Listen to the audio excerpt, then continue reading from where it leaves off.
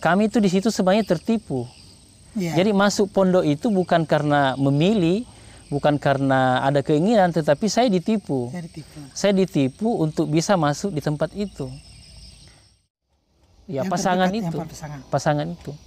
Dan sebaliknya menjadi masalah kalau di pasangan kita itu yang sedikit-sedikit malah cengeng, kemudian bahkan bahayanya lagi kalau cenderung mempengaruhi gitu, mempengaruhi keputusan-keputusan besar secara kelembagaan yang akan dilakukan. Nah, ini bahaya. Nah, yang saya jalani ini yang saya pelihara bahwa sama sekali kalau tidak perlu ada masalah, jangan ada masalah di rumah. Jangan ada masalah. Sehingga secara perasaan itu kita positif terus. Kemudian ya dengan demikian itu merasa punya kekuatan untuk mengerjakan ya pekerjaan kelembagaan ini, pekerjaan dakwah ini. Ayo teman-teman, sebelumnya silakan di subscribe, aktifkan notifikasinya, like and share. Assalamualaikum Ustaz, gimana kabarnya? Waalaikumsalam warahmatullahi wabarakatuh. Alhamdulillah baik. Baik. Jadi teman-teman, beliau ini merupakan ketua DPD. Bukan baru di Takalar Ustaz ya, sudah dari Belopa, kemudian Makassar, kemudian ke Bolangi, ya Ustaz ya, sempat di Goa, kemudian ke Takalar ini. Perjalanan beliau ini panjang, mulai dari santri, ya kan, kemudian menjadi pengasuh sempat, kemudian sampai menjadi ketua DPD. Jadi banyak perjalanan beliau yang mana nanti akan kita korek-korek, kita akan tanya-tanya. Semoga dengan cerita yang beliau sampaikan nanti bisa kita ambil manfaatnya. Jadi Ustaz, awalnya itu pertama Ustadz mengenal pesantren itu dari mana Ustadz? Kalau pertama itu dari keluarga yang menyampaikan bahwa di sana ada tempat belajar di Makassar itu. Jadi pertama Ustadz kenal pesantren Hidayatullah atau yang lain? Di Makassar, Hidayatullah Makassar. Hidayatullah Makassar. Tahun berapa itu Ustadz? Saat itu 98 ya. Disambut dengan demo-demo Makassar itu yang khas di 98 yang saat krisis moneter itu. Jadi berangkat ke Makassar itu langsung melihat bagaimana itu ramainya itu Makassar karena ditandai dengan kumpulan-kumpulan massa dengan demo-demo itu saat itu. Jadi waktu itu diantar keluarga tuh berangkat ke sana sendiri? Iya, sebagai orang dari kampung ya. Tentunya membayangkan Makassar itu, bahkan waktu itu bukan Makassar. Jadi kita ini dipanggil, ditawari sekolah di Ujung Pandang. Ujung Pandang, Ujung Pandang. 98 itu Ujung Pandang. Ya namanya orang di kampung, orang di desa, ya harus diantar. Jadi diantar sama keluarga itu ke pesantren itu. Jadi awal berangkat ke sana, ketika sudah lihat kondisi kota Makassar, Ujung Pandang ya, yang waktu itu penuh dengan demo-demo Ustaz. Gimana perasaannya waktu itu pertama kali masuk jadi santri?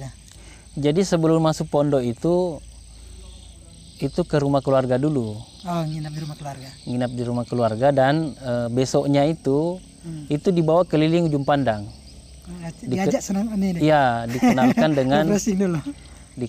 dengan tempat-tempat yang bersejarah, tempat-tempat keramaian yang sebagai ikonnya itu metropolitan Makassar. Ada Al-Markas waktu itu ya. Kemudian yang namanya Losari. Dibawalah di tempat-tempat di Makassar itu yang ternyata itu adalah hiburan bagi seorang orang desa yang ke kota. Kira-kira diambil begitu. Hatinya dulu. Iya, kira-kira begitu. Iya. Ya, tapi menikmati saja dan rasa-rasanya itu kayak mendapatkan hikmah yang nikmat yang luar biasa begitu dari kampung, dari desa ke kota.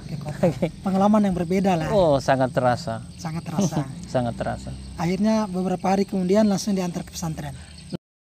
Itu ndak lama-lama di tempat keluarga itu, ndak lama-lama juga diajak keliling kota, ndak. Mungkin juga itu ada targetnya juga ya. Besoknya itu sehari keliling, besoknya sudah dibawa ke pondok. Di sekitar bulan Juli di 98 itu. 98. langsung ke pondok. Langsung masuk ke pondok ya. Kondisi Hidayatul Makassar saat itu waktu Ustadz masuk pertama kali gimana nih? Masih perintisan ya? Sebenarnya di awal itu langsung goncang. Karena yang menarik itu mau itu ke Ujung Pandang, ke Makassar, karena membayangkan itu akan bersekolah di kota besar. Oh iya. Nah, sehingga yang membayangkan itu sebuah pondok yang ya kayak di film-film itu. Ya. Nah, sampai di pondok saat itu rupanya tidak seperti yang dibayangkan. Tidak sesuai ekspektasi. Ekspektasinya sangat jauh itu, bahwa membayangkan itu ada santri yang hilir mudik, menghadap ke ustadznya, kemudian di kelas dan di mana-mana itu saat itu belum. Ya, karena memang bahkan sekolah pun masih jauh. Saat itu kita tidak bersekolah sebagaimana sekolah-sekolah yang dibayangkan saat itu. Iya. Jadi cukup kaget Ustadz ya. Kaget. Kemudian guncang. Ya. Tapi waktu Ustadz awalnya itu berangkat dari Bone ini cuma sendiri Ustadz untuk sekolah di sana, nggak ada teman atau apa? Bertiga. Oh, bertiga. Iya, jadi di kampung saya itu 2 dari sekolah yang sama, saya dengan teman satunya, terus satu lagi teman dia di alumni di kota Watampone itu. Yeah. Sama-sama ke sana. Bertiga lah dari Bone itu, kemudian sama-sama masuk di pondok. Sama-sama. Jadi sampai bertahan semuanya, nggak sampai akhir?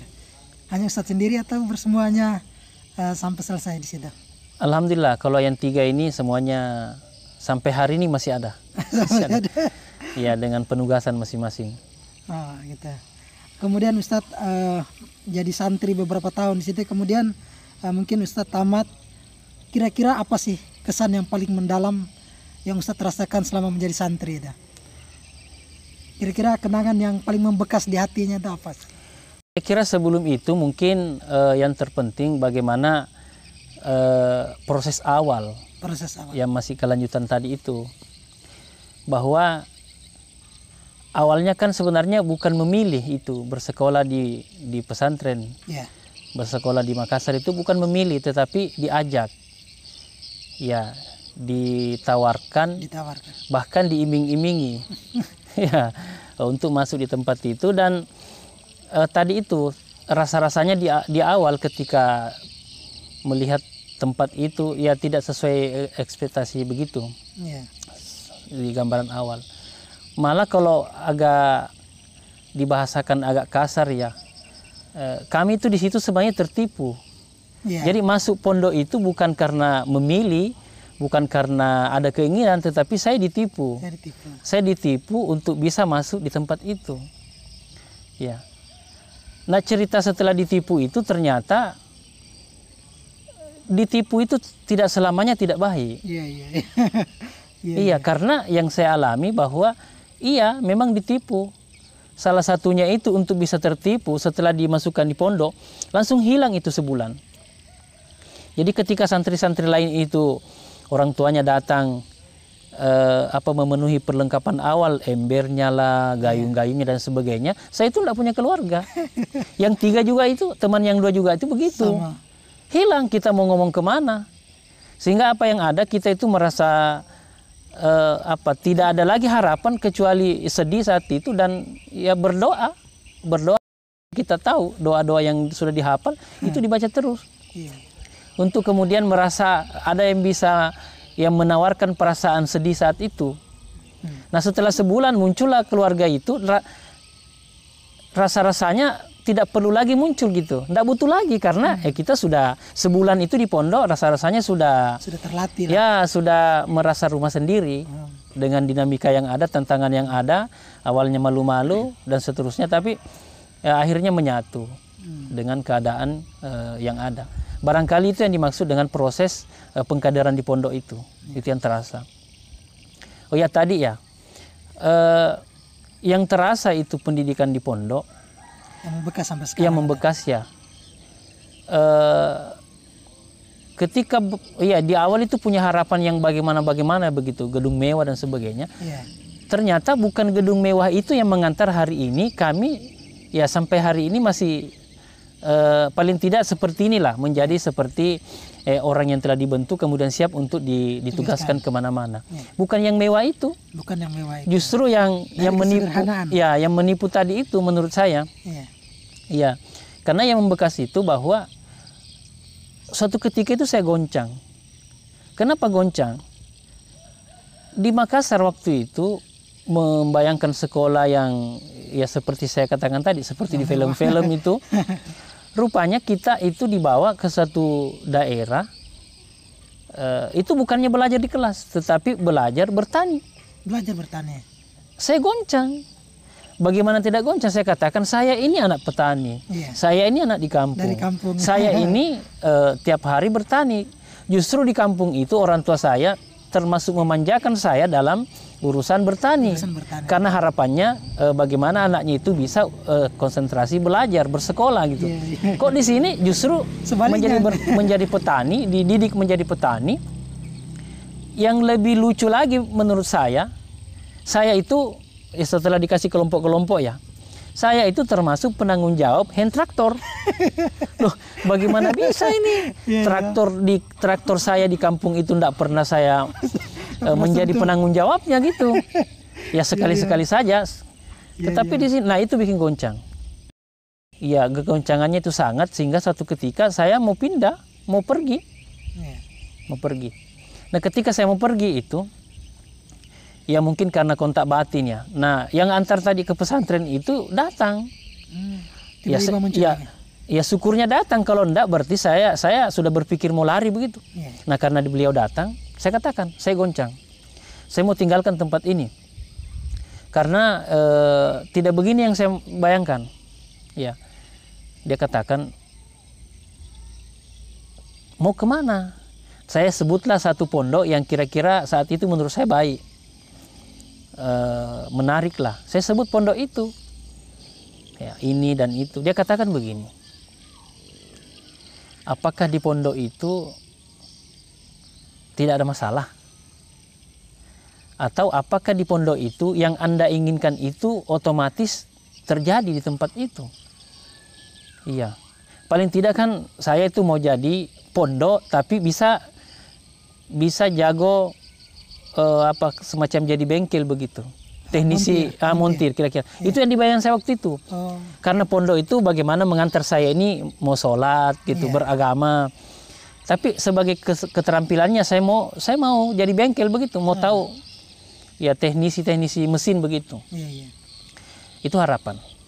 Nah kemudian disampaikan, kalau ada jaminan di tempat itu keinginannya bisa tercapai, ya silakan ke sana. Tapi kalau tidak ada jaminan, untuk apa ke sana? Kalau soal masalah yang Anda hadapi di sini, bisa jadi juga di sana ada masalah. Kalau persoalan indahnya yang Anda lihat di sana, bisa jadi karena Anda masih melihat dari luar. Siapa tahu setelah ke dalam juga tidak seindah itu. Nah, nasihat itu membekas, sehingga bahwa oh iya ya, siapa tahu di tempat ini memang masih bisa saya dapatkan. Dan penutupan dari pencerahannya itu dia katakan begini. Kalau tidak ada jaminan bertahanlah. Siapa tahu di tempat ini apa yang Anda cita-citakan juga itu dapat di tempat ini. Nah itu, dan itu yang saya renungkan dalam waktu yang lama dan memang terjawab. Saat itu tiba-tiba bengkel itu ada kerjasama dengan Jepang. Ya, ini menariknya. Oh ya, pesantren itu ada kerjasama dengan Jepang untuk membuat pelatihan montir. 2 montir sama las gitu. Sehingga saat itu ya sudah kita yang terpilih saat itu sudah ikut, ada yang ikut montir, ada ikut kerja las itu. Berarti ada jawaban dari Allah. Ada jawaban. Sehingga saya bilang oh iya, terkadang memang karena rahasianya Allah itu kita tidak tahu karena memang rahasia. Iya, kita kadang-kadang mau menerobos itu rahasianya Allah. Kadang-kadang kita mau, ini yang saya mau. Tapi bukan itu yang terbaik Allah untuk kita. Iya, maka terjawab. Jadi hari ini kalau dibilang bengkel, bisa-bisa lah juga. Saya sudah pernah, sampai hari ini sudah pernah pegang mobil tua yang tidak ada lagi orang mau pakai. Sampai hari ini tuh saya masih pegang mobil tua. Jadi Ustadz yang ini semuanya, apa namanya, Iya. perbaiki segala macam. Iya, jadi berbekal dari pesantren itu, ya rasa-rasanya sudah punya modal besar untuk sekolah sekedar ya mobil-mobil tua yang bisa dipakai. Bahkan rasa-rasa kadang-kadang juga gengsi-gengsi juga begitu, bahwa wah ini mobil ini pernah berjaya dibanding mobil-mobil hari ini. Iya. Ya, kira-kira begitu. Ya modal bengkel tadi itu yang didapatkan di pesantren yang tadinya pernah mau ditinggalkan itu. Tetapi tiba-tiba Allah memberikan jawaban. Ada jawaban. Ada jawaban. Dan itu ada hikmahnya sampai sekarang, Ustaz ya. Oh, terasa. Jadi kalau ada terasa. Kebutuhan apa-apa, mobil rusak, tinggal perbaiki sendiri. Terasa, sangat terasa itu. Iya, insyaallah. Iya. Kalau menurut Ustadz ini kan setiap orang kan berbeda-beda ini. Dan Ustadz juga mungkin sebagai seorang pengasuh juga dulu kan Ustadz mengamati kira-kira yang membuat santri itu guncang itu karena apa? Karena orang tuanya yang guncang atau dari anaknya itu sendiri atau seperti apa, Ustadz? Bagi saya santri kalau ada santri yang tidak pernah goncang itu tidak keren. Oh, iya. Karena menurut saya goncang itu desain Allah sebenarnya. Iya. Paling tidak saya kan itu secara pribadi mendefinisikan goncang itu ketika suatu ketika atau suatu saat dalam keadaan harapan kita itu tidak sebagaimana yang terjadi. Iya. Itu lahir itu goncangan perasaan, goncangan macam-macam. Nah itu yang saya sebut goncang. Rata-rata malah yang menarik bukan penyebabnya kalau saya. Iya. Setelahnya itu. Setelah dari guncang. Ya itu. Karena kalau penyebabnya ya beda-beda. Sama seperti saya tadi itu, goncangnya itu tadi. Loh, kok saya mau bersekolah, membayangkan sekolah yang indah, mewah begitu, tetapi kok kayak tidak sekolah, malah bertani. Itu penyebab kegoncangan saya. Tapi yang lain juga mungkin beda. Mungkin dari sisi makanan, atau mungkin dari sisi di rumahnya sebelumnya itu teratur tidurnya, teratur pola hidupnya dan sebagainya. Di pondok itu tidak terjadi. Karena paling tidak di pondok itu bukan tidak bisa teratur. Mau kita teratur terkadang itu kendala-kendala teknis. Ya misalnya keterbatasan MCK dan sebagainya. Jadi macam-macam beda-beda itu penyebab kegoncangan. Tapi intinya adalah di balik kegoncangan itu yang perlu kita ini. Itu. Bagi saya itu yang menarik. Iya. Karena secara pribadi ya tadi itu ketika goncang itu, kalau dulu pertama kali goncang itu kan goncang betul. Iya. Tetapi berikutnya itu ketika merasa goncang itu senang. Ya ketika merasakan itu kondisi, ini kok tidak sesuai dengan harapan kita ini kok saya maunya begini, tapi kenapa begini? Nah setelah itu ketika muncul saya senang. Kenapa? Setiap kali goncang itu maka Allah akan membuka tabir-tabir rahasianya itu untuk ya rasa-rasanya kita itu kayak naik naik level. Naik level lah begitu. Nah iya itu yang terasa. Mungkin itu janjinya ya sebagaimana dikatakan innamal usri yusra fa innamal usri yusra. Jadi ya kalau ini kan malah 2 kali ya. Kalau goncang 1 kali itu jangan senang dulu. Karena masih ada itu goncang setelah itu. Nah setelah goncang 2 kali dan Anda lolos, maka Allah kasih kemudahan. Allah kasih lihat itu janji-janjinya untuk kebaikan bagi kita. Makanya kalau goncang-goncang sedikit itu rasanya mau nambah itu. Kasih ini kegoncangan yang lebih tinggi. Supaya bisa mendapatkan hasil yang lebih tinggi lagi. Iya, ini bisa dikatakan sekarang. Bukan saat santri. Ketika menjalani goncang saat itu kan ya goncang memang. Goncang. Tetapi ya mungkin karena sudah terbiasa goncang begitu. Di balik kegoncangan itu ternyata itu adalah kenaikan level kita. Iya. Dari seluruh masalah-masalah yang kita hadapi satu persatu. Artinya itu perlu perenungan, Ustaz ya. Perlu. Kita merenung karena ketika ada sesuatu yang membuat kita goncang, kalau kita nggak merenung nanti sama saja, Ustaz ya. Iya. Atau gimana itu? Bahkan bisa lebih parah. Bisa itu ya maaf ya cenderung bisa menyalahkan Allah itu. Ada harapan tidak pernah bisa terrealisasi. Kalau itu tidak dijadikan sebagai madrasah kehidupan, malah cenderung menyalahkan banyak orang, cenderung menyalahkan keadaan, bahkan menyalahkan semua yang berinteraksi dengan dirinya. Tetapi kalau mau dibalik itu dengan pandangan ya seperti tadi, bahwa kegoncangan itu penting, atau mungkin tantangan kehidupan itu penting, karena setelah berhasil melewati tantangan itu, kayak apa ya, memecahkan sebuah masalah besar itu ketika selesai, wah lega begitu. Dan dijamin ada kenaikan. Batin juga. Iya, ada kenaikan. Luar biasa Ustaz. Nah itu. Masya Allah, mantap. Setelah Ustaz melewati masa santri, kemudian setelah itu kan dulu biasa namanya ada penugasan Ustaz. Iya. Ya, Ustaz pertama kali ditugaskan kemana Ustaz? Kita kan masih santri, itu sudah ada penugasan ya. Jadi dan itu sudah berjenjang. Ya, jadi ketua kelompok dulu, kemudian jadi pengurus-pengurus dulu, apa ya, semacam badan eksekutif santri, dan naik-naik sedikit itu jadi pengasuh. Ya, seterusnya begitu. Ya, itu di santri. Kalau penugasan setelah santri itu masa transisi, istilahnya sudah tidak lagi SMA gitu. Setelah SMA, dulu kami ditugaskan itu berinteraksi dengan masyarakat luar, bersilaturahim dengan harapan hasil dari silaturahim itu mendapatkan manfaat untuk pondok. Entah itu informasi baik, termasuk juga materi. Ya, jadi kita silaturahim, tidak sedikit dari mereka yang di silaturahim itu mau mengambil bagian di pondok. Jadi menitipkan inilah termasuk uang untuk operasional pondok. Itu dulu tugasnya. Jadi buka jaringan. Ya, dibanting ke lapangan itu. Silakan berinteraksi dengan lapangan. Setelah dilokalisir di pondok itu malah dilarang keluar kan? Nah, setelah waktunya itu justru disuruh keluar, jangan banyak-banyak ke dalam. Keluar, silaturahim. Ya, intinya silaturahim. Itu tugas pertama itu. Jadi sampai akhir untuk penugasan yang dari lembaga itu pertama kali kapan? Yang jadi ketua DPD, kemudian jadi pimpinan. Oh iya, jadi kalau ya kan ada namanya lembaga struktural ya. Ya, betul. Dulu kami di awal itu memang pendidikan. Ya, saya banyak-banyak tugas di pendidikan. Setelah di pendanaan itu banyak-banyak bertugas di pendidikan. Itu kalau istilahnya di lembaga hari namanya amal usaha ya, di pendidikan. Tetapi kalau struktural ya biasa juga kita sebut itu jabatannya.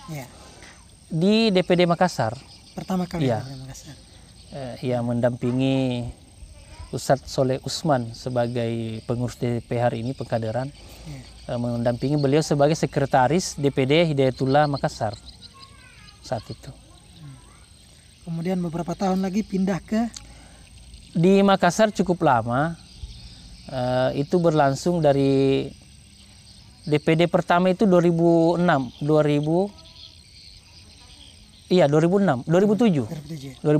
setelah menikah itu. Ya, itu sudah terlibat sebagai pengurus DPD. Itu berlangsung di Makassar ya, di organisasi di Makassar cukup lama. 2016 iya, 2007 DPD. 2010 itu ke DPW. Sempat mendampingi ketua DPW sebagai bendahara. Iya. Dan tidak sampai selesai satu periode itu, kebetulan ya kondisi kesehatan agak tidak bersahabat, saya minta mundur. Kemudian dikasih lagi amanah ngurus pendidikan. Nah, 2000 berapa lagi tuh? 2013-14 yang di Belopa. Di Belopa itu 2015. Terhitung 2016 ya, 2016 periode baru. Itu kembali lagi ke DPD Makassar. Setelah dari DPW. Dari DPW istirahat ngurus pendidikan, buka sekolah baru itu, Ya, kemudian kembali ke DPD. DPD. Nah, di 2018 tepatnya itu dikirim atau ditugaskan ke luar daerah, keluar kota. Itu yang pertama kali ditugaskan di luar Makassar. Iya. ada yang perlu di. Jadi waktu di Belopa itu tahun berapa, Ustaz? 2018. Pertama, jadi waktu Ustadz di Belopa itu ya 2018 ya? 18. Oh, saya kira sebelum-sebelumnya, karena waktu itu kan saya di Sorako kan, jadi saya kira Ustadz sudah ada di situ. Belum ya? 2018 itu ya sebelumnya masih ya agak lama di Makassar, tapi di Makassar juga beberapa kali dipindah tugaskan itu. Jadi DPD Makassar, kemudian sempat di DPW kembali. Ya juga di Yayasan Kampus Utama hari ini di Albayan juga sebagai pengurus yayasan, kemudian dikasih tugas pendidikan, buka sekolah madrasah ibtidaiyah, kembali ke DPD, kemudian ditugaskan ke DPD baru atau DPD yang lain di Belopa itu di Luwu. Setelah itu Ustadz di Belopa, kemudian Ustadz ke Goa ya. Setelah ke Goa baru Ustadz pindah ke Takalar lagi. Iya, sempat 2 tahun. 2 tahun. Jadi 2 tahun di Luwu, di DPD Luwu. Ya di sana sempat membuka kampus baru, kampus 2-nya itu di Luwu. Yang pada akhirnya kemudian ditinggalkan, dan penugasan selanjutnya itu ke Goa. Di Goa ya sempat 2 tahun juga. 2 tahun juga. Nah, setelah 2 tahun di Goa, ya pada periode baru ini itu kembali ditugaskan di Takalar. Di Takalar. Iya. Buka pesantren tahfiz, Ustaz ya? Ya, jadi saya amati gridnya itu dari sisi tempat, yaitu gridnya menurun. Jadi dari Makassar, kemudian Makassar dia kenal sebagai kampus yang sudah maju, kemudian di Makassar juga kemudian mengurus sekolahan, kemudian pindah ke daerah, ya kalau istilahnya itu kampus pertama ya. Kemudian ya di saat di kampus pertama itu sudah mulai berfasilitas, ada mobil, kemudian ada mobil dinas, ada rumah dinas. Kemudian ke Goa saat itu sebenarnya juga masih perintisan, tetapi di sana sudah lumayan banyak personil. Nah, hari ini merintis betul. Di Takalar itu. Semoga dimudahkanlah Ustaz di Takalar ini. Ya. Karena ini Ustaz, di Hidatullah kan Ustaz, mungkin dari Ustaz sendirilah pandangannya Ustaz. Kan kita ini sering istilahnya dipindah-pindahkan atau mutasi ya. Iya. Dipindah tugaskan ya Ustaz. Kira-kira apa sih kalau bagi Ustaz sendiri? Karena Ustaz, kita di lembaga ini saya lihat Ustaz sendiri pun tidak pernah menolak itu Ustaz. Pasti Ustadz punya prinsip sendiri atau apalah itu Ustadz. Kira-kira yang membuat Ustadz itu mengikuti alurnya itu Ustadz. Menolak sih memang tidak pernah ya. Ya rasanya kamusnya itu tidak lagi begitu. Bukan menolak. Tetapi bertanya itu pernah.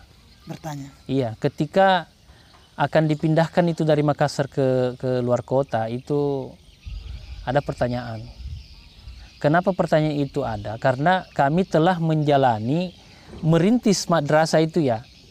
Dari ya mungkin juga bukan nol, tetapi dari awal lah. Hingga madrasah ini kita antar prosesnya sampai terdaftar menjadi akreditasi B. Iya, dengan perjalanan yang rasa-rasanya itu luar biasa kita memperjuangkan itu. Nah, setelah B itu kan ya dipoles sedikit lagi itu naik jadi A. Rasa-rasanya target kesananya itu begitu. Tiba-tiba mau dipindah. Iya, saya ada pertanyaan bahwa apakah nanti sekolah ini akan mati? Ya, kalau akan mati, lebih baik saya kawal dulu gitu. Nah, kecuali kalau jaminannya bahwa di sini nanti tetap ada teman yang lanjutkan dan sebagainya. Nah, itu jawabannya bahwa ya sudah Pak Arham ke tempat tugas yang baru. Tadi Pak Bahar itu.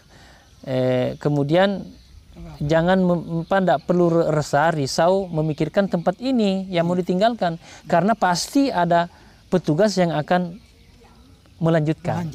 Nah, dengan modal itu ya sudah bismillah ke tempat tugas yang baru, ke Belopa. Ada yang menarik dari sisi penugasan ya. Terkadang memang ketika kita itu mau ditugaskan atau mau dipindahkan itu kadang-kadang ya konsepnya sih kan samina wa ta'na itu, tetapi ya namanya rasa kadang-kadang berat juga. Berat. Ya. Tetapi yang menariknya itu ya tadi, berat untuk meninggalkan tempat itu ke tempat tugas yang baru. Ya. Tetapi ketika sudah sampai di tempat yang baru, katakanlah sudah di Belopa waktu itu, ya, andai kan mau dipindahkan lagi ke Makassar atau kemana itu, kok berat juga rasanya. Jadi berat menuju ke tempat tugas yang baru, tapi ternyata ketika disuruh tinggalkan tempat yang baru nanti itu menjadi lama, berat juga. Artinya apa? Soal perasaan itu pasti ada. Tetapi soal penugasan jalani. Rileks saja ya. Ya, jalani saja. Ya, dengan catatan bahwa dimanapun kita berada ini berbuat yang terbaik. Jangan berbuat bahwa saya nanti akan mau memproses begini, kemudian hasilnya kemudian saya menikmati. Tidak. Persoalan hasil itu mau kita atau mau nanti, bahkan anak kita nanti. Karena ya rasa-rasanya begitu. Kadang-kadang sayang itu rasanya, perjuangan sudah begini-begini, kita sudah merasakan ya katakanlah peningkatan sampai pada titik tertentu pindah. Ya, tidak nyaman, tapi ya ketika dijalani nanti itu juga ada yang lanjutkan di tempat lain juga. Ya di sana kita berbuat. Ya itu yang saya kira menjadi kekuatan, bahwa kita ini kan tugasnya berbuat saja. Berbuat saja. Ketika kita sudah berbuat, berusaha secara maksimal sesuai dengan kemampuan, kekuatan yang ada, maka Allah yang akan menilai itu. Kira-kira spiritnya begitu. Iya. Luar biasa Ustaz. Ini seperti mencas kembali semangat kita Ustaz ya. Masya Allah, luar biasa perjalanan hidup Ustaz ini. Kira-kira ada lagi yang Ustaz ingin pesan untuk generasi-generasi muda yang saat ini sedang terlibat di pesantren dan mungkin mereka juga guncang. Ya kira-kira Ustadz mungkin berikan penguatan lah, spirit terakhir supaya bisa ada semangat lagi ini. Kalau bagi dia pemuda, maka saya berpesan bahwa pemuda itu punya energi yang besar dan manfaatkan energi besar itu sesuai dengan besarnya energi itu. Energinya pemuda luar biasa. Iya, karena kalau pemuda mau melihat itu energinya orang tua, kadang-kadang tidak semuanya baik. Kalau yang dicontoh itu yang tidak baiknya. Katakanlah ya sudah mulai sakit-sakit, sudah mulai ya macam-macam, sudah mulai disibukkan dengan urusan keluarga dan sebagainya.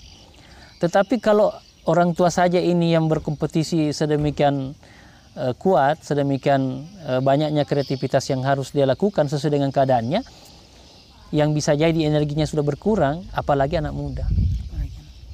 Itu untuk anak muda.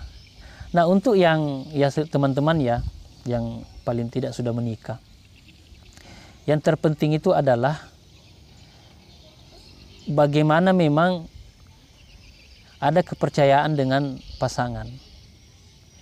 Ya, sehingga memang paling tidak kepercayaan di awal itu, bagaimana meyakini itu bahwa siapa yang akan menjadi jodoh kita itu adalah kirimannya Allah, yang akan ya mungkin melengkapi kekurangan kita, menutupi kekurangan kita, saling mengisi.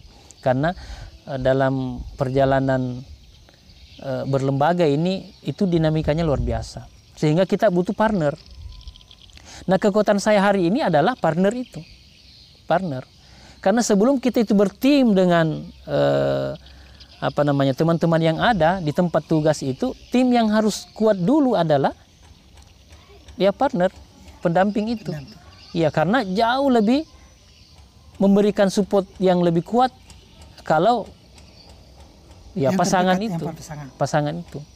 Dan sebaliknya menjadi masalah kalau di pasangan kita itu yang sedikit-sedikit malah cengeng, kemudian bahkan bahayanya lagi kalau cenderung mempengaruhi gitu, mempengaruhi keputusan-keputusan besar secara kelembagaan yang akan dilakukan.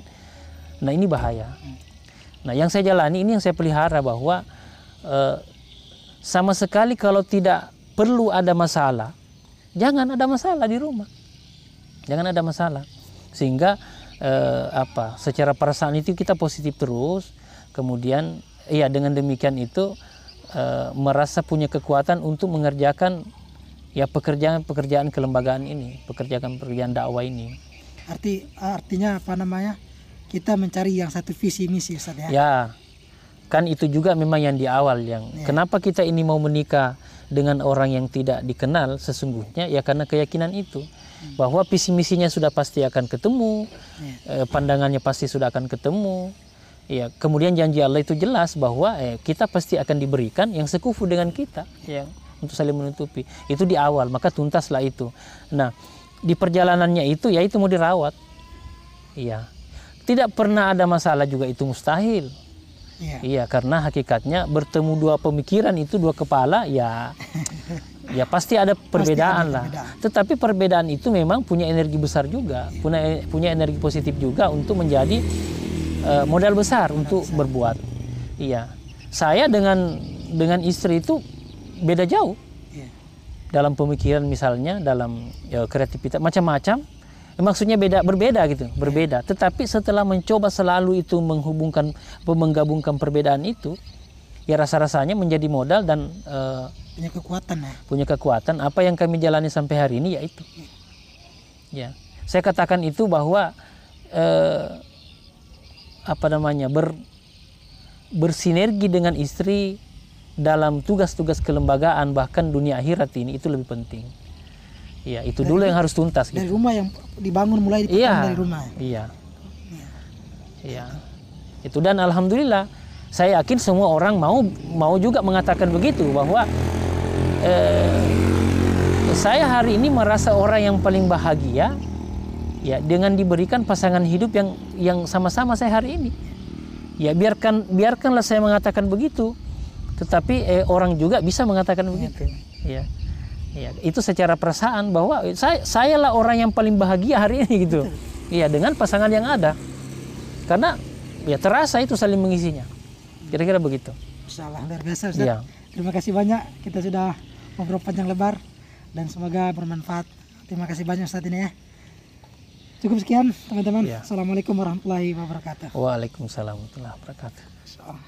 Wih, dahsyat sekali Ustaz.